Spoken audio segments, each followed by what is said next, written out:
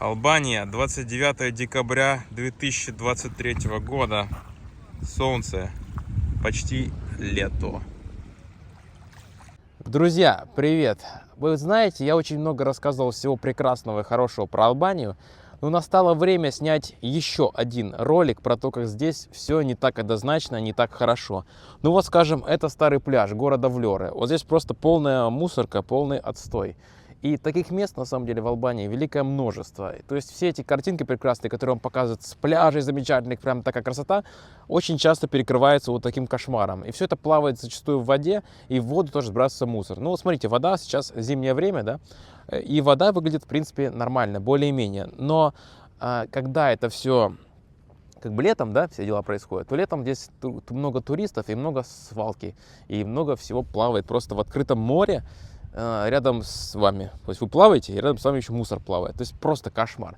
Поэтому давайте сегодня пройдемся по таким самым трэшовым моментам в жизни в Албании, чтобы вот прям, чтобы у вас прям вообще все желание жить здесь отбилось. Давайте посмотрим. А вот, друзья, праздники кончились, и ребятишкам играть уже нет с чем. Все попадало, все развалилось.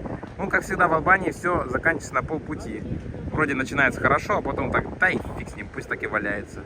И так во всем, в принципе. Друзья, второй момент в Албании – это то, что важно помнить, что на каждом доме практически находится такой вот накопитель для воды. Сейчас, вот видите, на этом доме только один, но вообще их бывает великое множество. И на новых домах, скажем так, более новой серии, эти бочки просто придумали прятать внутрь. Потому что вода в городе подается 2 раза в день, утром и вечером. Поэтому вот единственный вариант – это использовать накопители, вот такие вот бочки. На старых домах это просто все более очевидно и менее красиво, да? Знаете, ребята, еще какой прикол в Албании, что очень много зданий, грубо говоря, такой вот степени заброшенности. Вернее, только кажется, что они заброшены. На самом деле там живут люди, в основном цыгане, да, и эти дома никак не могут снести, потому что у них есть сертификат, то есть с точки зрения постройки все вполне легально. Но таких вот уродских домов великое множество, и они уродуют облик города и вообще разводят мусор в округе везде. И смотрите, как бы это на фоне вот таких более-менее неплохих домов. Ну и вот, соответственно, цыганские какие-то дома здесь рядом с ними. То есть не очень красиво все смотрится. И это, в принципе, характерно во всей Албании, как в развивающейся стране, потому что постоянно либо какая-то ужасная постройка, либо красивая. И все так вперемешку, перемешано. То есть то трущобные заведения, вернее, постройки, да, то какие-то красивые, чуть ли не дворцы. И ты это вот смотришь на все, не понимаешь, как это вообще возможно было в одной стране уместить такое количество разнообразных строений, исторических, допустим, прекрасных, и абсолютно уродских, убогих, да, которые просто смотришь, кажется, не знаю, глаз может вывалиться и кровь потечь. Ужас. Другая проблема в Албании – это огромное количество подобного недостроя. Смотрите сами, это здание стоит уже пару лет, и я вообще не вижу, чтобы что-то менялось. И таких зданий по всей стране немереное количество. И это несмотря на то, что мы находимся в самом центре города Влёра, в старом городе, то бишь, да, и здесь стоит памятник независимости Албании.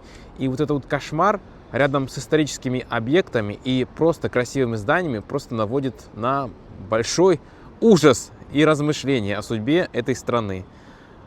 Да уж. По итогу здания просто стоят, гниют, ничего не происходит, и вот так вот это все разлагается постепенно. Ничего красивого и хорошего в этом нет.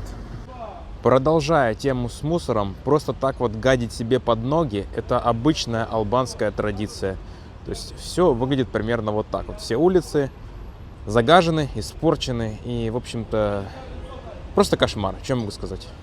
Другая проблема, ребята, это то, что в банкоматах обычно просто ужасный курс, когда используешь иностранные карты. У меня никогда хорошего курса не было, и в целом 10-15 евро за транзакцию в любом случае уходит, как бы ты чего ни делал. Ну, в общем-то, ничего хорошего я сказать про обменные курсы не могу здесь, в банкоматах.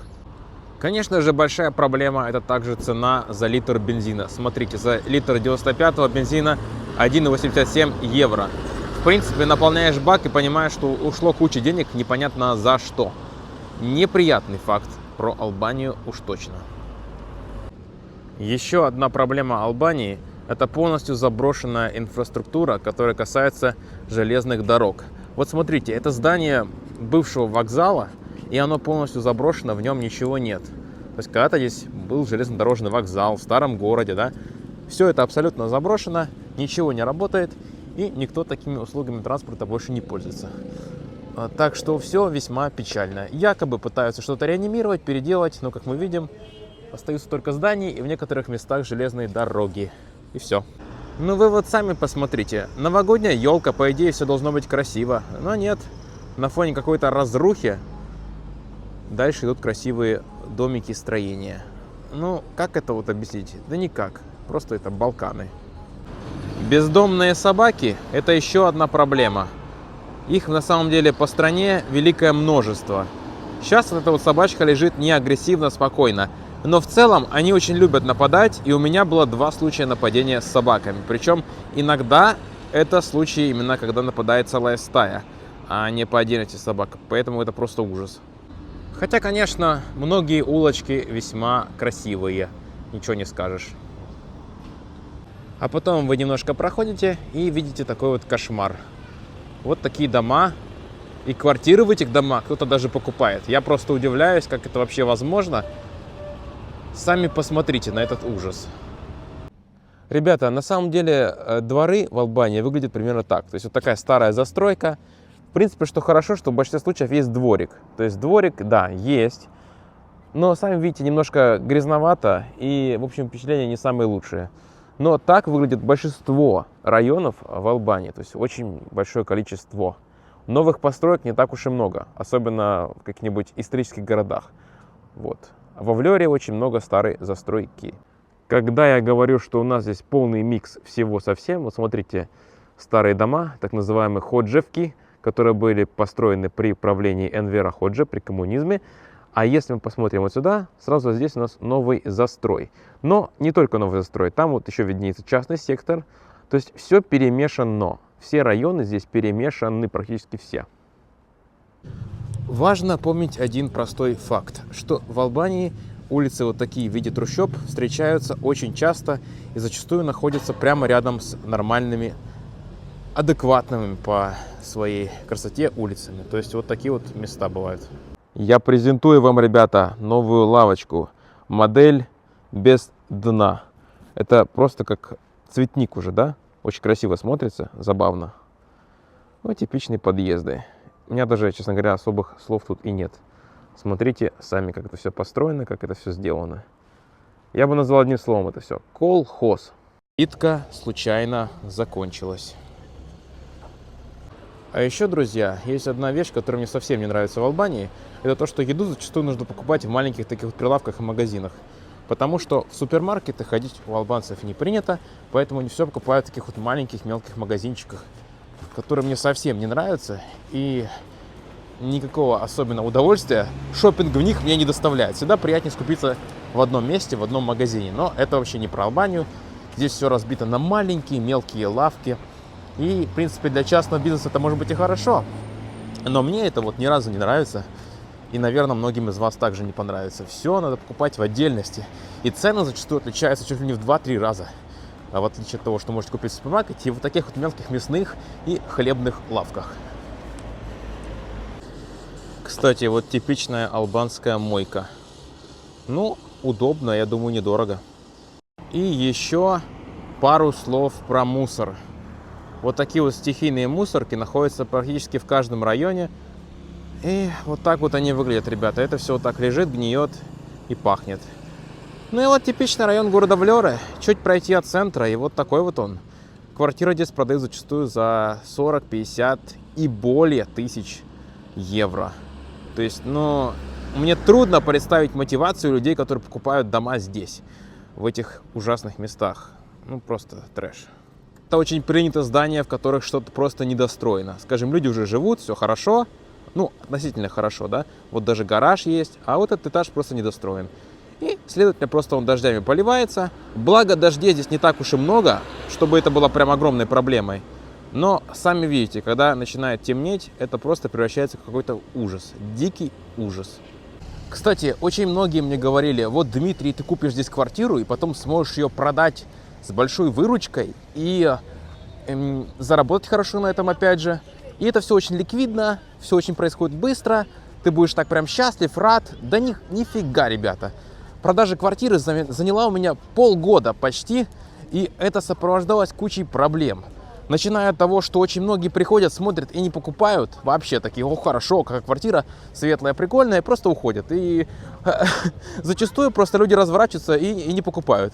Ну, это типичная проблема, да? Но это только первая проблема. Вторая проблема, что когда вы непосредственно проводите транзакцию по продаже, зачастую она не проходит так гладко.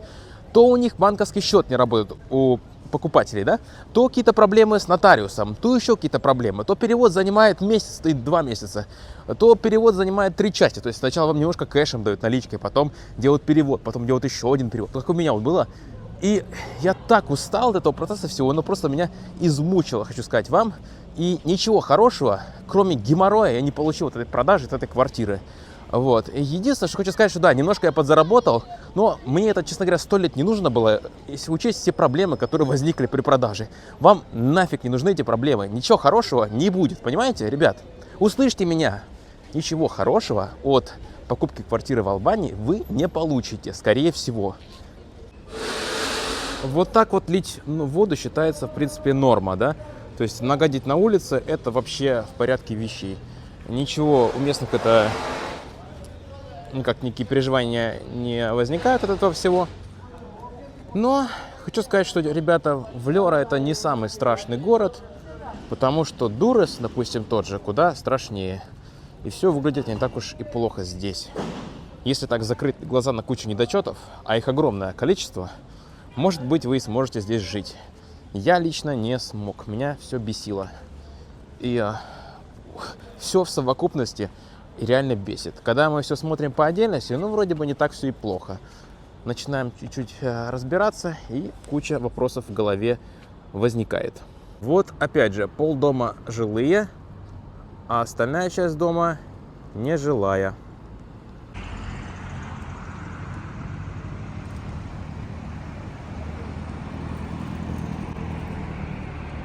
Друзья, спасибо за просмотр этого замечательного ролика, а он уже изначально замечательный, потому что вы это видите, да? Так вот, смотрите, у нас погода в декабре в Албании прекрасная. Единственная проблема, что непосредственно здесь жить иногда не очень комфортно из-за разных проблем, включая инфраструктуру, там и куча вещей, которые я перечислил, которые вы сами увидите своими глазами, когда сюда приедете, потому что очень многое не очевидно. Не ощущайте это все, пока не приехали сюда. Нужно приехать и окунуться вот не только в море, но и в проблемы, во все такое. Окунуться все прям обухом так вот так сразу. И тогда вы ощутите Албанию настоящую. А так, снаружи, если так посмотреть, образно, смотрите, как красиво. Горы, тут море, все прекрасно, да, но только вы ответите взгляд от всего этого и окунетесь в настоящую Албанию, вы офигеете от кучи проблем и разного рода неприятностей, которые вас поджидают здесь на каждом шагу.